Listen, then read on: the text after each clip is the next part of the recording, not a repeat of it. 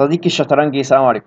هجوم المهراج يا جماعة، مكملين مع بعض في الكينجز انديان اتاك، وهنشوف مع بعض ازاي الكينجز انديان اتاك بيدمر السيسيليان. طبعا الحلقتين اللي فاتوا كنا بنتكلم عن ازاي الكينجز انديان اتاك بيتلعب ضد الافتتاح الفرنسي، وعايز اقول لك ان الكينجز انديان اتاك هو افتتاح سيستم سيت اب.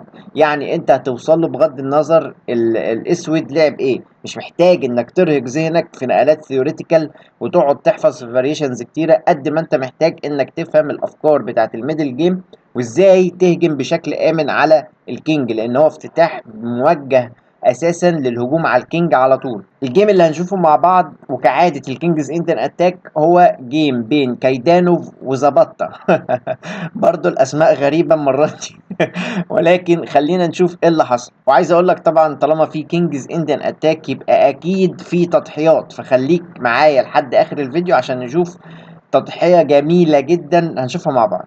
الهجوم بيبدأ من الاي 4 على طول، وبعد كده السي 5 السيسيليان ديفنس، ولكن احنا ملناش دعوه سيسيليان فرنسي اي حاجه، هنلعب السيت اب بتاعنا. هنطلع بالنايت، نطلع الدي 3 محضرين للنايت التاني يجي في الدي 2، وبعد كده نفنكت البيشوب بتاعنا ونبيت ونلعب على فكره الاي 5. زي ما احنا عارفين دي المين بلان بتاعتنا، ان احنا نزق الاي 5. افتكر زقه الاي 5 مهمه جدا جدا. طيب، اللي حصل في الجيم ان فعلا طلع بالنايت كايدانوف اي 6 من زبطة، دي 3 من كايدانوف، وبعد كده يضرب السنتر بالدي 5.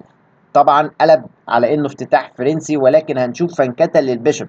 البيشوب بتاعه هيتفنكت من بالشكل ده من هنا، وطبعا احنا عارفين ان فنكته البيشوب والتبيته بتبقى رخمه جدا في الهجوم عليها، فازاي الكينجز انديان اتاك هيوصل للكينج ويقدر يهجم عليه في وجود البيشوب والنايت كديفندرز على الكينج؟ تمام.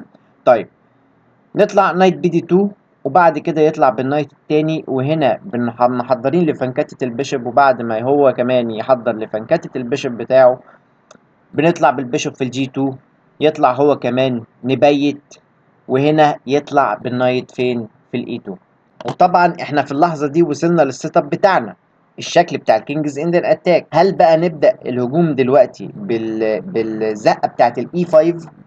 طبعا لا، هنستنى عليها لحد ما يبيت، نطمن ان هو يبيت في الكينج سايد، وبعد كده نبدا الخطط الهجوميه بتاعتنا. افتكر الجمله دي مهمه جدا، ان انت ما ينفعش تزق بيدا الاي 5 الا لما الاسود يبيت في الكينج سايد. طيب هنعمل ايه؟ هنروح بالروك ويتنج في الاي 1. كده كده الروك بتاعتنا في الخطه بتاعه الاي 1. طبعا عارفين الميدل جيم بلانز بتاعه الكينجز انديان اتاك، ان انت بتعمل منوفر بالنايت هنا، وبعد كده تطلع في الاتش 2 محضر النايت ان هو يطلع في الجي 4، وتبدأ تطلع البيشوب برضو من الناحية دي، وطبعا الاتش 4 معانا عشان تجحفل كل القطع ناحية الملك وتبدأ تهجم ناحية الملك. تمام. طيب، خليني اقول لك بس في الشكل ده ان هو لو فكر يبيت بالشكل ده تبقى مستيك. هعرض لك جيم سريع كده يعني في النص، وهنرجع تاني للموقف ده اللي حصل ما بين كايدانوف وزبطة، ولكن عايز اوضح لك جيم سريع كده في النص. لو بيت هيحصل ايه. على طول بنلونش البلان بتاعتنا بدفع بدء الاي 5، محضرين للمنوفر بتاعت النايت. طيب، اللي اتلعب في الجيم السريع اللي هوريهولك ده ان هو طلع ضغط على البون، بنطلع بالكوين نحميه، بدأ يفنكت البيشوب من الناحية التانية، او ان هو عايز فكرة انه يضغط على البون ده. احنا مكملين في الخطة بتاعتنا، او اللي حصل في الجيم السريع اللي هوريهولك ده فعلا يروح بالبيشوب في الاي 6، طلع بالبيشوب ديفلوبمنت سريع في الاف 4، محضر طبعا لفكره الاتش 4. التاني قال لك اخد السنتر واحضر لبريك ثرو على الدي فايل، فجاب الروك بتاعته تمسك الدي فايل، ومكملين في الخطه بتاعتنا في الاتش 4. الافكار واحده ومعروفه، ولكن هنا انت خلقت ويكنس بدفع بيدا الدي 4، مفيش اي مشكله. مكملين بالنايت بتاعنا، قال لك انا هاجي اضغط من الناحيه التانية في لحظه من اللحظات، لو الكوين ده اتحرك اقدر اعمل فورك على السي 2. اللي حصل في الجيم ان الكوين جه في الدي 2، طبعا عايز يتريد البيشوب ده في البيشوب بتاعت الفنكته عشان يسهل الدنيا معاه في الهجوم. طب وبعدين قال لك انا هوسع وادي مساحه شويه للملك انه يتنفس لو حصل هجوم عليه، ولكن النايت يخش في الجي 4 على طول، النايت ينط. طبعا فكره ان هو عايز يتخلص من البيشب ده، ولكن فات الاوان. على طول بنروح نكسره في البيشب التاني. رجع بالبيشب، شاف له تارجت جديد وهو الروك. قال لك انا همسك برضو الدي فايل وكمان هدعم الرانك بتاعي بالشكل ده. الابيض قال لك انا همشي الاول النايت عشان ادي مساحه للكوين بتاعي ان هو يتحرك بكل بساطه ويهجم. راح بالبيشب بتاعه بيكسر اجباري البيشب، فالنايت اللي واقف في الدي 5 هيضطر ان هو يكسر البيشب ده. ساعتها كلب البون طبعا محضر لافكار هجوميه بالكينج وبالنايت هنا، وضغط على بيدا ال H7 بعد ما زق ال H5. على طول يروح بالنايت بتشيك. طبعا لو الكينج جه بالشكل ده بياخد تشيك اجباري ان هو ياكل النايت، وساعتها بتاكل البون بديسكفر دبل تشيك. يرجع تاني بتديله تشيك بالوزير، يرجع تشيك تاني ياكل النايت تشيك ميت. ولكن ده ما حصلش في الجيم اللي بوريهولك ده. انا سريعا كل ده بوريك لو هو بيت في البوزيشن اللي وريتهولك في اول الجيم.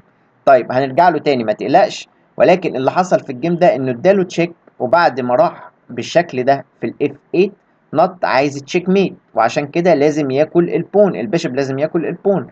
اداله تشيك، قرب بالكينج في الجي 7، كل البيشب. وهنا الكينج قال لك انا ههرب بقى خلاص كده، ولكن النايت عنده نقله سحريه جدا جدا. جه في مقابل البدائين نقله خياليه اسطوريه. انا عايز ايه؟ انا عايز اعمل تشيك ميت. طبعا المربعات دي مقفوله، ما ينفعش الكينج يروح لها.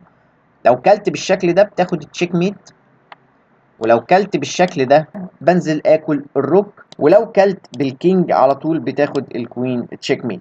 طيب عايزين نرجع للجيم واللي اتلعب في الجيم بتاعنا بتاع كايدانوف وظبطت. ما تتوهش معايا، كوبايه قهوه كده الله يبارك لك وركز. عرفنا ان هو في اللحظه دي في البوزيشن ده عمل ويتنج بالروك في الاي 1، لان كده كده دي ضمن الخطه. وقلنا ما نبيتش، ما نزقش الاي 5 الا لما يبيت. ظبطت في هذا البوزيشن برضو ما بيتش، وقال لك انا هظبط الدنيا من ناحيه الكوين والعب البيشب وفنكت البيشب. طيب كايدانوف فاهم الكلام ده وقال لك برضه انا هاجل زقه الاي 5، وطبعا هعمل ويتنج بالسي 3. فكره السي 3 ان هو طبعا عايز يمنعك من المربعات ده، ونقله ويتنج نقله برفلكتك جدا. وطبعا عيبها الوحيد ان انت بتطلع بالبيشب بتاعك ضاغط على الدياجونال ده او على البون ده. اللي حصل في الجيم انه زق الاي 5 طبعا محضر لفكره البيشب زي ما احنا عارفين. التاني قال لك انا هشت داون الاتاك بتاع الكوين سايد، وراح هو كمان زق له الاي 4. طيب وبعدين لاحظ الاسود ما بيتش لحد دلوقتي، والتاني طلع بالبيشب بتاعه، او زبطة طلع بالبيشب بتاعه عايز البون. كايدانوف قال لك هات النايت، لازم يستجيب للموضوع ده. وغلط طبعا ان هو ياكل بالبون، ولكن كلب النايت عشان ما يفتحش الطريق او الفايل على الكينج بتاعه. وهنا كايدانوف نط على طول بالنايت وقال له طبعا انا حميت البون بتاعي. لو كسرت البيشب بتاعك في النايت اوكي، لان طبعا انت فتحت الدنيا وانا عامل بريشر بعد كده على النايت، وفي نفس الوقت ممكن العب افكار على الدياجونال الخطير اللي ماسكه البيشب بتاعي. طيب ده ما حصلش في الجيم، ولكن اللي حصل ان هو بيت. وهنا يبدا الهجوم بافكار الكينجز اندن اتاك، ان انت تدفع بيدا الاتش 4. ظبطت يروح بالكوين ديفلوبمنت للكوين عشان يمسك الدياجونال ده في اي وقت من الاوقات. عايز يعمل افكار هجوميه هو التاني، ولكن ايه ده؟ الاتش 5 متاحه. طب ما زق، طبعا ما يقدرش يزق هو كمان الجي 5 لانه بيتاكل، ولكن لازم يرسبوند الموضوع الاتش 5. وعشان كده جاب الروك وقال لك انا ههجم واعمل اتاك على فكره ان البون ده بيند. لو كلت في وقت من الاوقات النايت البون ما يقدرش ياكلني، فهجم على الكوين. وهنا لازم نتخلص من البين ضروري جدا. الكوين طلع في الاي 2، قال لك انا كمان هجيب الروك ادي نفس للكينج بتاعي ان هو يتحرك لو حصل عليه هجوم.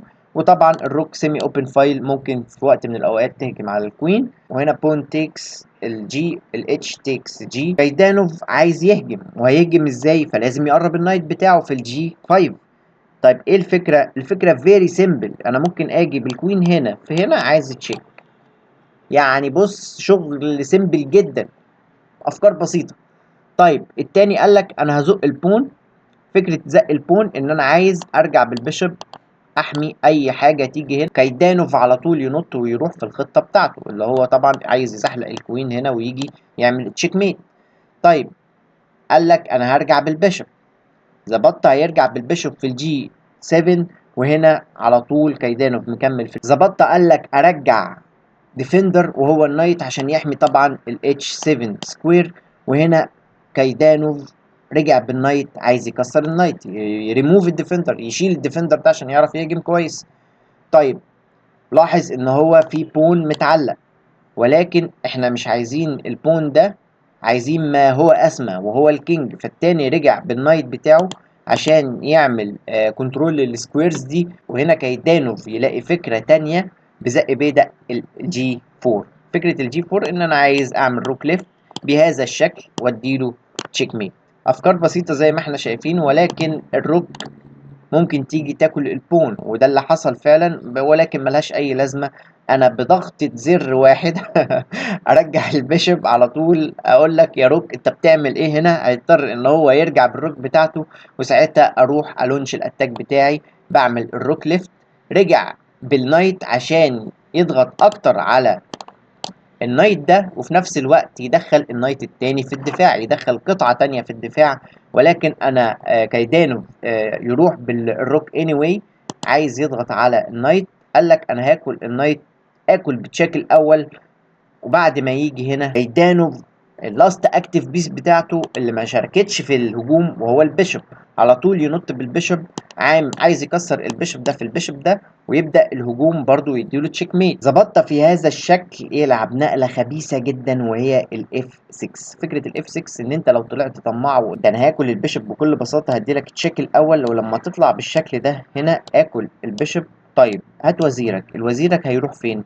ملوش اي مربعات وكده، الوزير اتحبس. ولكن كايدانوف كان شايف الكلام ده، وعشان كده راح بالروك الاول عايز يطرد البيشوب ده عشان يقدر يهجم على البون ده لما يحصل التكتيك اللي اتكلمنا عليه. ولكن زبطة قال لك انا هحمي البيشوب بتاعي وهفضل عامل ستريس. ولكن هنا بقى عايز اقول لك ان اي لعب في هذه المرحله صح. يعني انت لو دخلت في الشكل بتاع الكوين يروح تشيك، وبعد كده جيت بالكينج هنا هاكل البيشوب، هتقول لي هات وزيرك، ولكن انا عندي تكتيك رهيب ان انا هاكل البون اللي على الاي 5. انا عايز بس افرغ مربع للبيشوب بتاعي ان هو يشتغل بالشكل ده. لو كلت بروح على طول بالبيشوب تشيك، طبعا مفيش اي مربعات غير انه يكفر بالبيشوب، وساعتها هنعمل ايه؟ على طول يضرب روك تيكس بتشيك، ياكل بالبون، يفتح المجال لتشيك، ينزل تشيك بالبيشوب تاني، ملوش اي مربعات. كل ده طريق اجباري للميت. الروك تنزل بتشيك، يكفر يعمل بلوكينج بالبيشوب، وساعتها تشيك ميت بالروك او بالكوين. اللي حصل في الجيم ان كايدانوف زق الجي 5. فكره الجي 5 ان انا عايز اهجم على البون ده بشكل غير مباشر. هتقول لي ازاي؟ ظبطت كل البون، على طول بنزل بتشيك الاول، يطلع بالكينج، باكل البيشوب، يطلع كمان باكل البون التاني اللي قلت لك عليه. وطبعا من هنا في تشيك ميت في 7 نقلات. لو عرفتهم اكتبهم في الكومنت. بس عايز اقول لك ان هو بهدله من اول هنا، والجيم طبعا ظبط تسلم. شايفين الكينجز اندن اتاك او هجوم المهرجة بيدمر الفيانكيتو ازاي؟ شايفين مدى اهمية وخطورة الكينجز اندن اتاك؟ يا جماعة جربوا الافتتاح ده، وانا بقول لكم هتكسبوا بيه جيام كتير جدا جدا. يعني حلقة النهاردة كانت دسمة وطويلة شوية ولكن مهمة جدا. صديقي الشطرنجي شكرا لانك شفت الحلقة لحد اخرها، وعايزين نعمل لايك وشير فضلا طبعا وليس امرا، ونشوفك في حلقات جاية باذن الله. والسلام عليكم ورحمة الله وبركاته.